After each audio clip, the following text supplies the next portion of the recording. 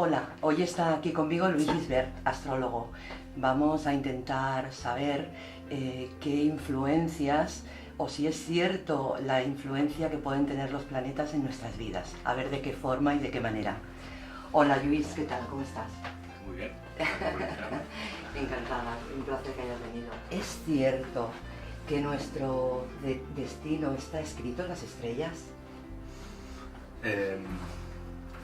Claro, primero tendríamos que aclarar qué es el destino, porque evidentemente la astrología contempla al ser humano participando en un cosmos vivo, animado, creativo, y el ser humano además está dotado de algo que es la conciencia, la capacidad de darse cuenta, y por lo tanto de colaborar o no respecto a vivir de acuerdo al carácter básico de uno o no. De hecho, podríamos decir que los síntomas siempre, sobre todo desde el nacimiento de la psicología occidental, desde Freud y luego Jung, los síntomas siempre han sido como la oportunidad de volver a reconocer la realidad del alma. Freud empezó a hablar del alma, de la psique, a través de la histeria. Y de hecho el síntoma es como una manifestación de que uno no está viviendo de acuerdo al carácter básico, o sea que uno tiene la posibilidad de vivir, entre comillas, en contra de sí mismo. Jung incluso también, ¿no? La neurosis también la manifestó como un síntoma que estaba hablando, o sacó a la luz otra vez la realidad de lo psíquico. Evidentemente esa realidad de lo psíquico es parte de lo que tiene que ver mucho con el paradigma astrológico. Antes hablábamos fuera de cámara sobre esa escisión entre psicología y astronomía, y hasta el siglo XVIII la astrología y la astronomía no estaban divididas, no estaban separadas.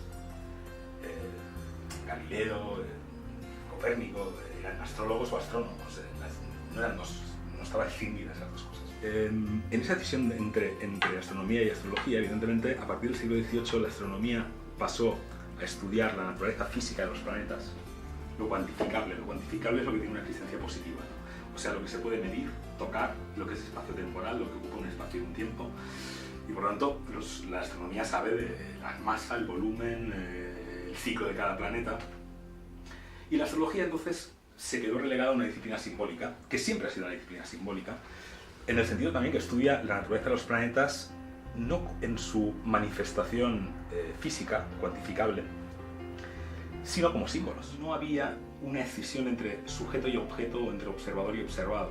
O sea, uno sabe de astrología en la medida que entiende lo que se ha expresado en imágenes o símbolos, que recogen lo que a lo largo de la historia los planetas han evocado.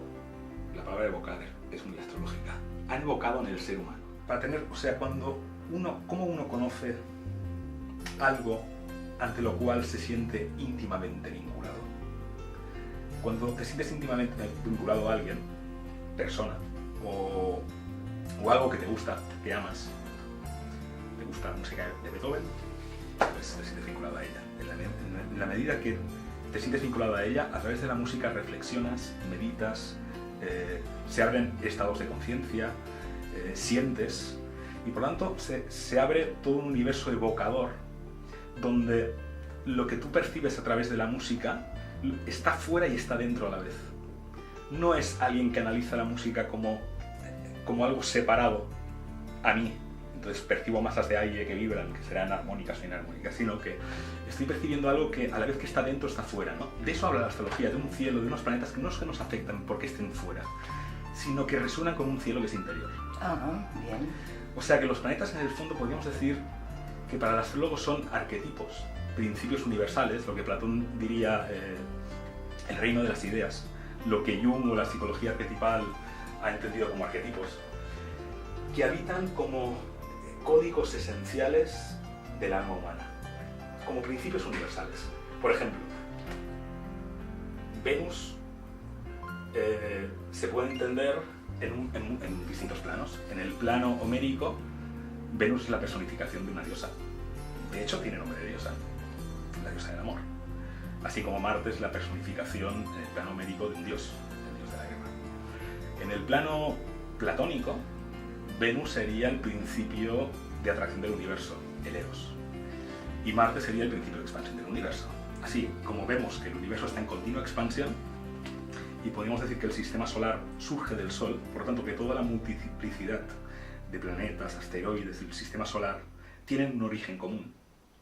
Pero todos buscan, podríamos decir, si entendemos eso, desde el principio de expansión marcial, todos buscan diferenciarse de esa unidad. Como una semilla, incluso un niño, un tema natal, o una persona, cuando nace ya lo es todo, pero aún sin desplegarse, aún sin desarrollarse. Está potencialmente su carácter, aunque no está desplegado aún. Por lo tanto, pero hay un impulso a diferenciarse, a salir de ese uno, que ese uno también es cuando el niño está dentro aún del útero materno, y potencialmente irse diferenciando, ¿no? Ir a buscar la individualidad. Pero a la vez también hay una fuerza de atracción del universo que podríamos decir que, si lo viésemos desde el principio de atracción del universo platónico, veríamos que cada planeta gravita alrededor de un centro del Sol, porque es como si a la vez tuviese una fuerza que le impulsase el retorno al en otro plano que lo podríamos ver en el plano físico.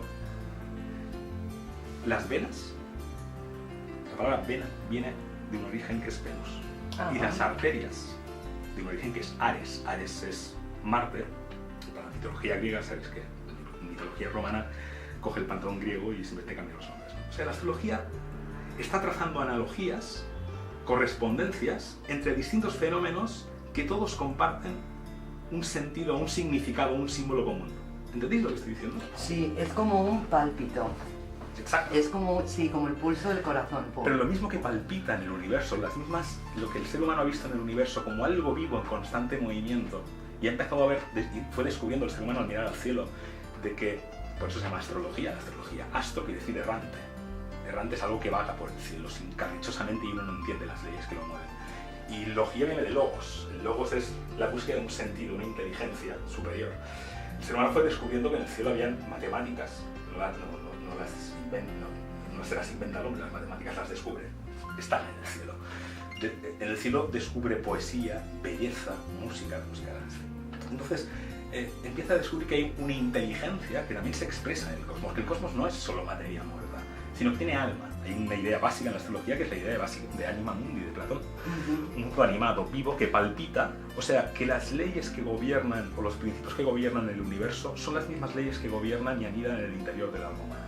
El cosmos es un reflejo de la naturaleza humana.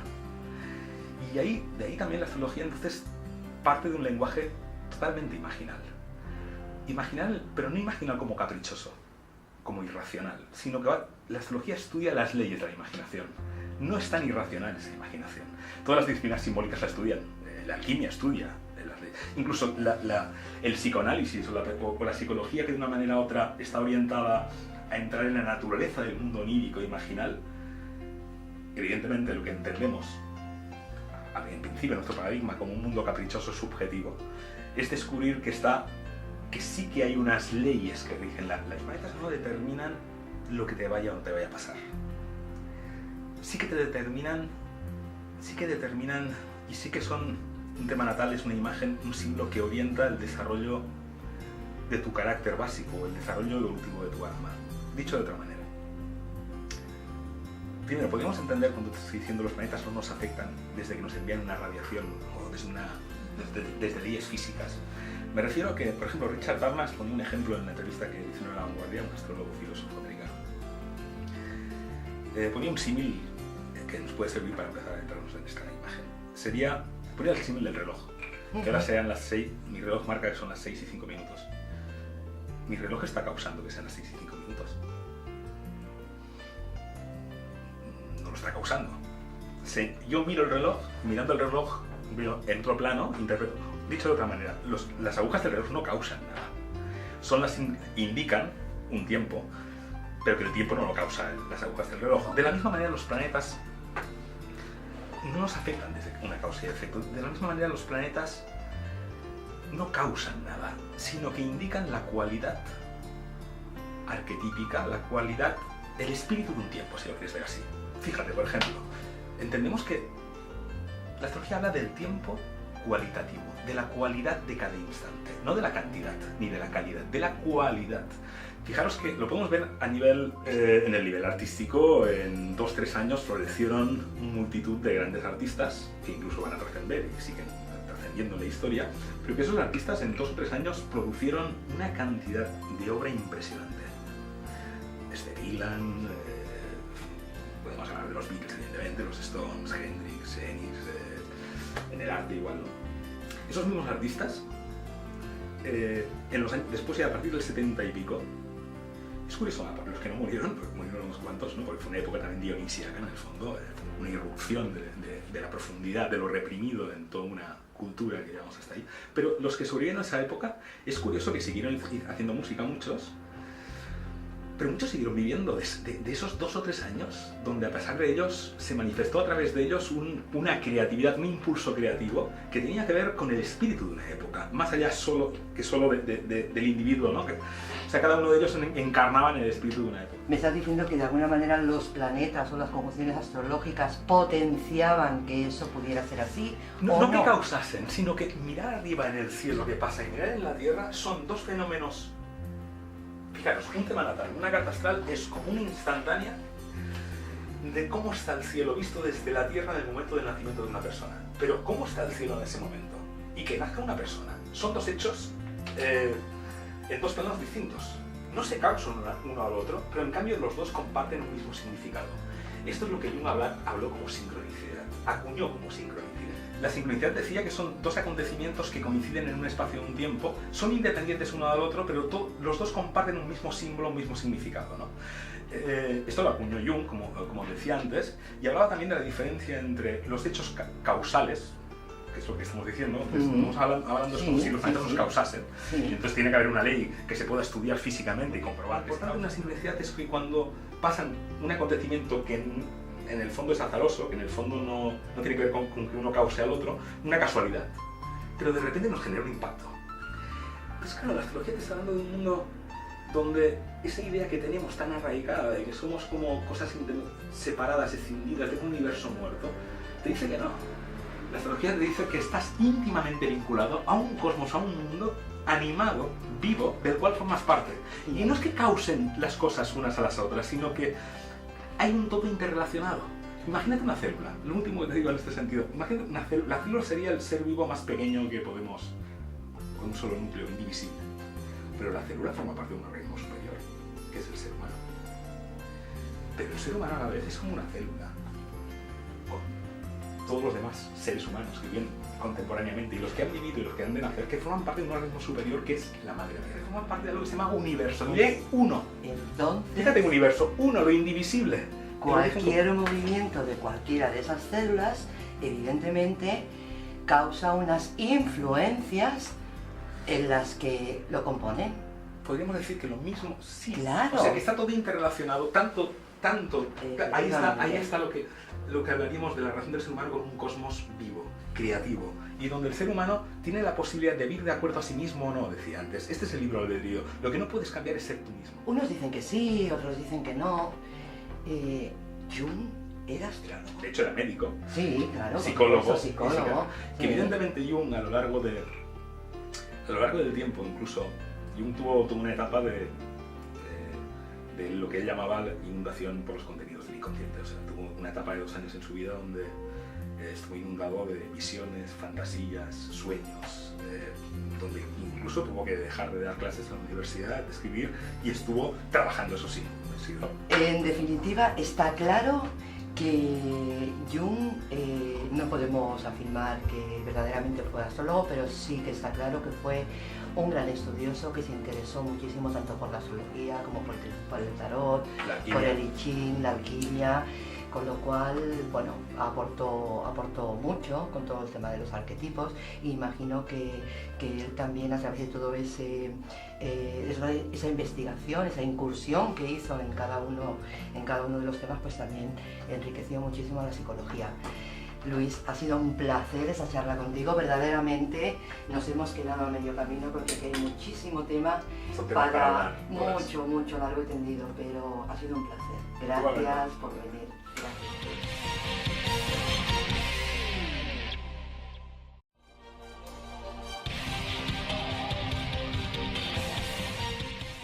Hola, hoy está aquí conmigo Luis Gisbert, astrólogo.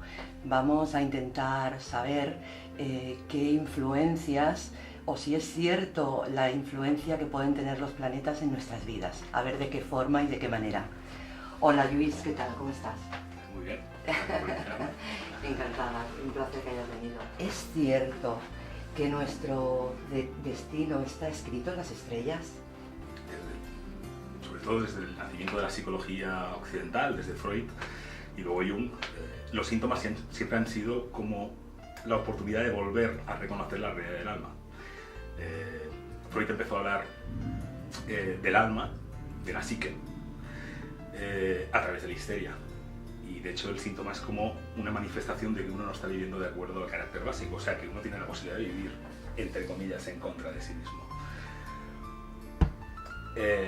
Jung incluso también, eran astrólogos o astrónomos, no estaba escindida esas dos cosas. En esa decisión entre astronomía y astrología, evidentemente, a partir del siglo XVIII la astronomía pasó a estudiar la naturaleza física de los planetas, lo cuantificable es lo que tiene una existencia positiva, ¿no?